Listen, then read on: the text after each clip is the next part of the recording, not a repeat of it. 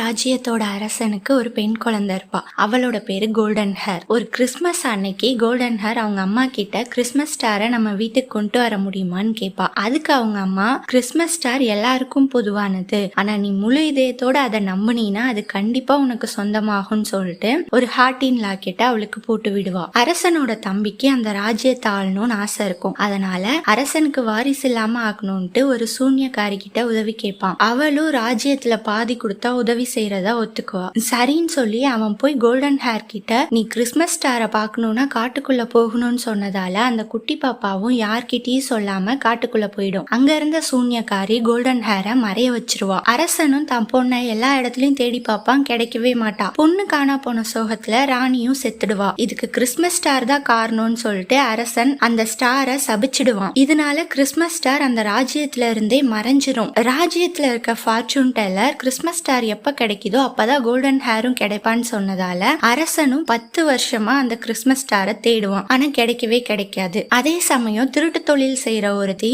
ஒரு பொண்ணை அடிமையா வீட்டு வேலை செய்ய வச்சிருப்பா. அந்த திருடிகிட்ட இருந்து அந்த பொண்ணு தப்பிச்சு எப்படியோ அரண்மனைக்கு வந்துரும். அரண்மனைக்கு வந்ததுக்கு அப்புறம் தான் தெரியும் இளவரசி காணா போய் 10 வருஷம் ஆச்சுன்ட்டு. அவ எப்படியோ அரசனை பார்த்து, உங்களுக்கு பதிலா கிறிஸ்மஸ் ஸ்டாரை நான் தேடி கண்டுபிடிக்கிறேன்னு சொல்லி கிறிஸ்மஸ் ஸ்டாரை தேடி போவா. அவளுக்கு ஒரு குள்ள மனிதன் உதவி செய்வான். அவன் இவளை வடக்கன் காத்து கிட்ட கூட்டிட்டு போய் விடுவான். வடக்கன் காத்து அவளை கிறிஸ்மஸ் தாத்தா கிட்ட கூட்டிட்டு போய் விடும். அந்த கிறிஸ்மஸ் தாத்தா, கிறிஸ்மஸ் ஸ்டார் எங்கேயும் போல, அந்த ராஜ்யத்துக்கு வெளியே தான் மறைஞ்சிருக்கு, அரசன் எப்ப முழு இதயத்தோட நம்புறானோ அது கண்டிப்பா வெளில வரும், அரசனுக்கு பதிலா நீயும் முழு இதயத்தோட அந்த ஸ்டாரை நம்பினா அது கண்டிப்பா உனக்கும் கிடைக்கும்னு சொன்னதால இவளும் ராஜ்யத்துக்கு திரும்பிடுவா. இவ அந்த கிறிஸ்மஸ் ஸ்டாரை முழு இதயத்தோட நம்பினதால அந்த ஸ்டார் இவளோட ஹார்டின் லாக்கெட்குள்ள வந்துரும். அந்த ஹார்டின் லாக்கெட்டை பார்த்த சூன்யக்காரிக்கு அப்பதான் தெரியும் இவதான் காணாம போன கோல்டன் ஹேர்ன்ட்டு. இவளை கட்டி போட்டு அவகிட்ட இருந்த கோல்டன் லாக்கெட்டை புடுங்கிட்டு போயிடுவா. அந்த லாக்கெட்டை தன்னோட பொண்ணுக்கு போட்டு விட்டு அவளோட முடிய மந்திரத்தால கோல்டன் கலர்ல மாத்தி